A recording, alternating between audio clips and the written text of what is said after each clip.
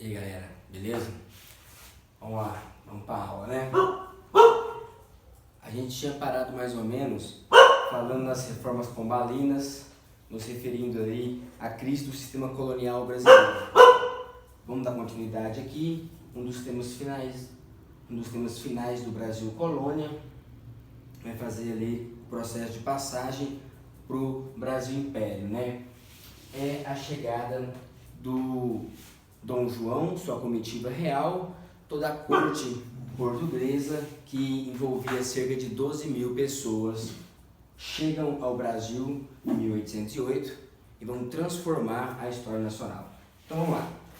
Antes de falar da chegada propriamente dita, o que estava acontecendo aqui? Nós vimos na última aula presencial que o pensamento iluminista, as chamadas temerárias ideias francesas, as revolucionárias ideias francesas, né, vinham para cá porque boa parte da elite brasileira mandava seus filhos para estudar na Europa. Basicamente, uma só universidade, que era de Coimbra. Isso foi muito importante no processo de formação de uma unidade na classe política, na elite brasileira. Eles tinham uma uniformidade de pensamento. Isso foi um fator muito importante. Eles iam para a Europa, pegavam esses textos, esses livros, voltavam para o Brasil e difundiam aqui, por meio das maçonarias, dos clubes literários. Muitos deles eram pessoas importantes dentro da política, da religião, né? Eram pessoas de posse também. Então, no século XVIII, que é o século que vai anteceder ao sistema, à crise do sistema colonial, né? Basicamente, nas 3 primeiras décadas do século XIX, 1830, quase toda a América já havia se descolonizado. Quase toda a América havia se descolonizado.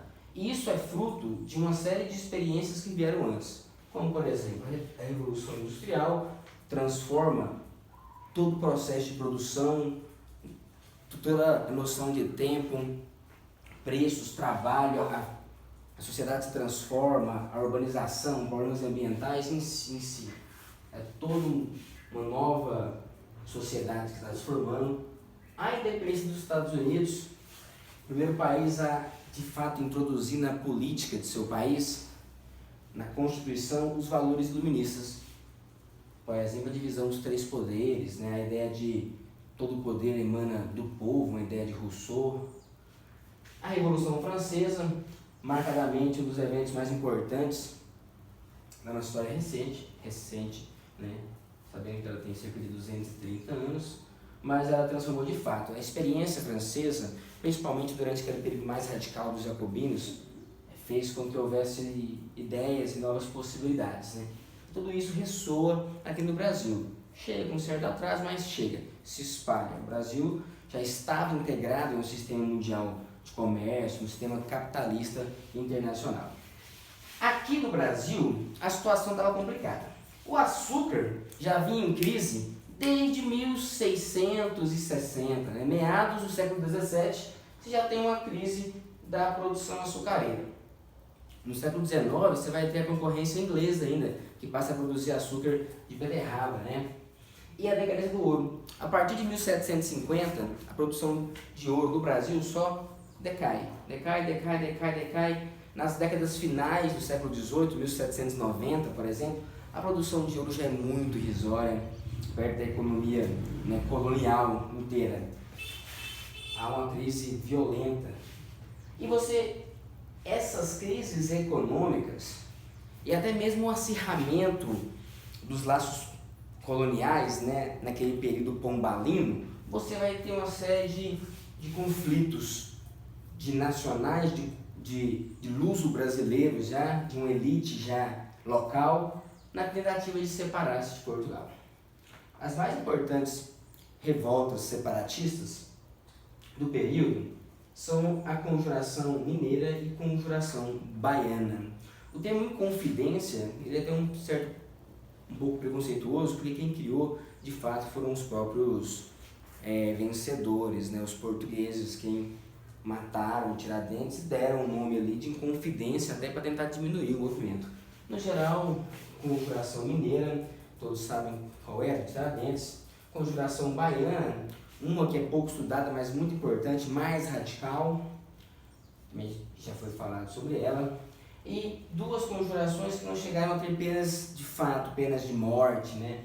Houveram investigações, abriu-se a devassa, que eram os inquéritos que os portugueses abriam aqui, que o governo português abria, né? Enfim, ninguém recebeu pena capital, então acabou que são menos conhecidas, mas já demonstram que havia ideias, né, entre grupos, entre elite brasileira, que vem a ser elite brasileira, mas de várias regiões do Brasil colônia, que tinham já esse interesse em separar-se de Portugal, em criar uma república, enfim, estabelecer o liberalismo, adaptar-se às ideias iluministas.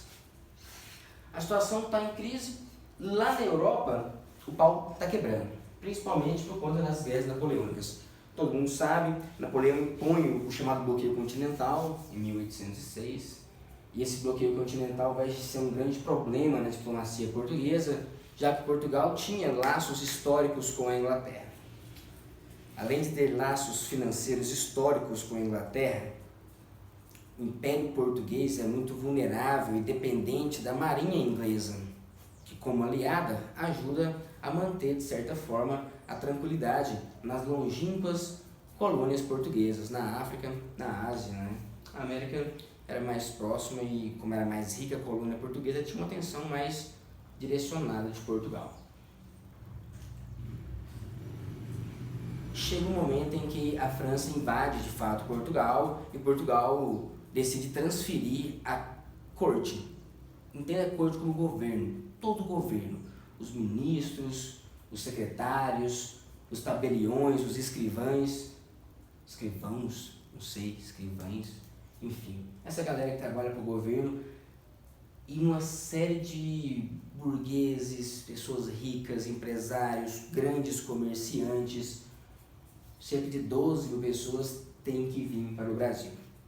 Algumas pessoas dizem que foi apenas uma fuga, uma coisa estabanada, que não houve premeditação. Outros historiadores afirmam que foi programada com 5 a 6 meses de antecedência a transferência.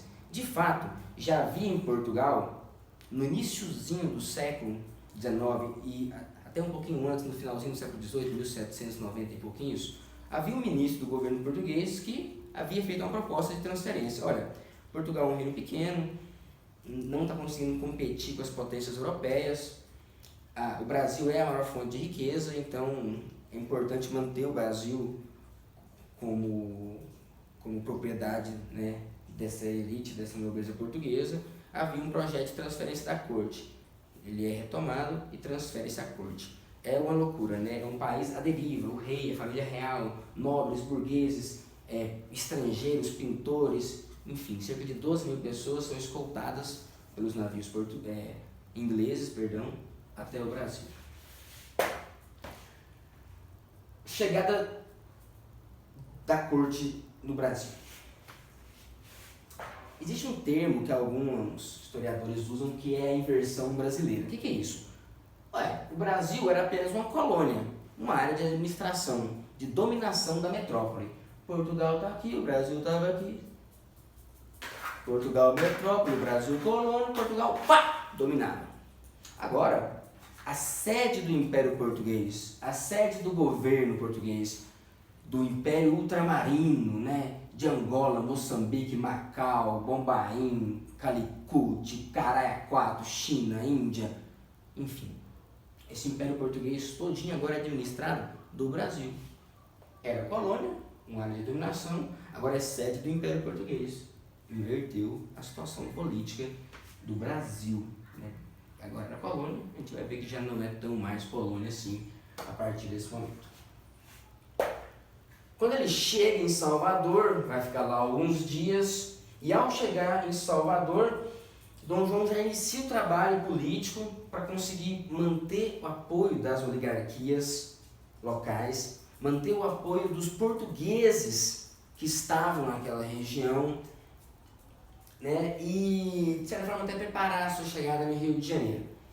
Outra coisa, ele começa a governar de fato quando ele chega na Bahia. Em Salvador, Dom João... Sai daí, Juliano! Sai!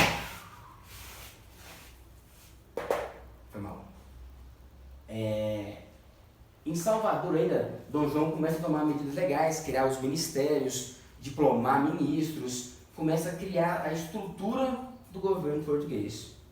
O governo são as pessoas, tem que criar o Estado, as instituições, estabelecer as leis, os regimentos, tudo isso começa ainda em Salvador.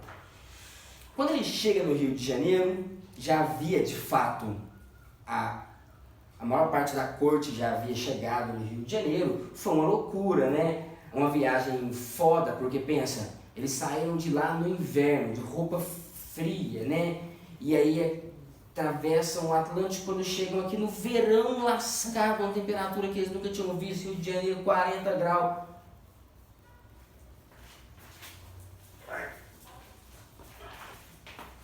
Essa aqui é a Simone, gente. Fala oi, Simone. Essa aqui é a Atena. E essa aqui de baixo é a Jurema. Já que vocês estão aqui na minha casa, eu vou apresentar os moradores. Papará. Então vamos lá.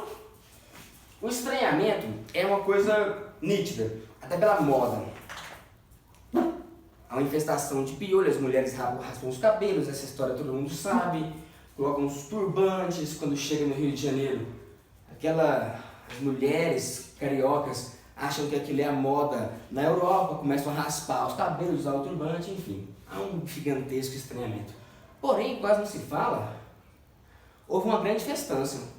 Cerca de 6 dias de festas, e o povo vinha para o Rio de Janeiro para ver o rei. A gente hoje acha assim que foi uma coisa fria, mas não. Quando Dom João chega no Rio de Janeiro, estabelece o beijamão, que é um ritual de ir até o rei cumprimentá-lo, né, saudá-lo como um súdito da coroa. E eram centenas, milhares de pessoas que iam para o Rio de Janeiro ali para ver o rei, né?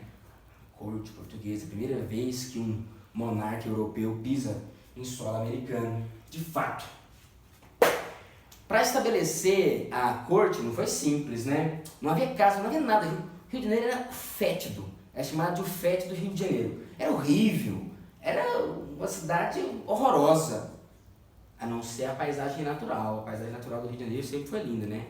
A paisagem humana era horrível, a infraestrutura inexistente, vamos dizer assim. O governo chegava nas melhores casas, estabelecia o PR, propriedade real, que iria evacuar aqueles moradores para estabelecer alguma pessoa da corte ali.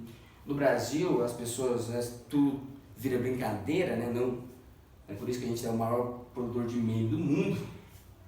Na época, começou a se apelidar o PR de põe-se na rua, já que a população carioca era expulsa de fato das suas casas, sem nenhum tipo de indenização, e tinham que ceder lugar, já que a corte chegou e aquilo tudo é propriedade da corte portuguesa. O assunto mais importante desse iniciozinho aqui é a abertura dos portos. O que aconteceu com a abertura dos portos, pessoal? Isso aqui muda o status do Brasil. O Brasil, antes da abertura dos portos, pode ser considerado uma colônia, de fato, uma colônia comum, tradicional. Com a abertura dos portos, esse decreto de Dom João, aqui no Brasil, a situação se inverte. Por que decretar a abertura dos portos? Durante muito tempo, falava só assim, a Inglaterra pressionava Portugal. Isso é de fato. A Inglaterra pressiona, a Inglaterra cede a escolta, a Inglaterra está pressionada, acuada economicamente, o bloqueio continental influencia a Inglaterra, ela quer mercado, ela quer vender. Só que Portugal tem outra necessidade com a Inglaterra. A Inglaterra é uma ameaça quanto ao Império Português. Manter aquelas colônias tão longínquas seria muito difícil numa guerra nos mares com a Inglaterra. A marinha portuguesa nunca mais foi a mesma coisa, né? Do século XVI, XVII, etc. Então você tem essa necessidade de modernizar a capital, o Rio de Janeiro principalmente, mas a colônia em si. Agora, o Brasil não é mais uma colônia, o Brasil é a sede do governo português. São 12, 13 mil pessoas que chegaram. Dom João tem um sério problema nas suas mãos. Ele tem que dar emprego para essa galera,